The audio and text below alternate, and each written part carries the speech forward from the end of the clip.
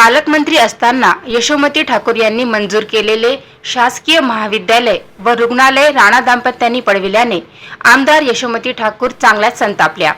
आम्ही विकास कामांसाठी परिश्रम करायचे आणि राणा दाम्पत्यांनी आयत्या पिठावर रेघोट्या मारायच्या, एवढेच ते करू शकतात, असा घणाघाती आरोप आमदार यशोमती ठाकूर यांनी सोमवारी नांदगाव पेठ येथील हळदी कुंकू कार्यक्रमात केला। आमदार यशोमती ठाकूर यांच्या वतीने परिहुमे कार्यक्रमाचे सोमवारी नांदगाव पेठ ग्रामपंचायत पटांगणात आयोजन करण्यात आले होते। महिलांचे हळदी कुंकू करून त्यांना वाण सुद्धा देण्यात आले। या कार्यक्रमाला हास्य सम्राट मंगेश ठाकरे यांनी 1 मिनिट शो आणि प्रश्नमंजुषा कार्यक्रमांतर्गत महिला वर्गाचे मनोरंजन केले व त्यांना भेटवस्तू सुद्धा दिल्या। या कार्यक्रमाला महिला वर्गाची प्रचंड गर्दी होती।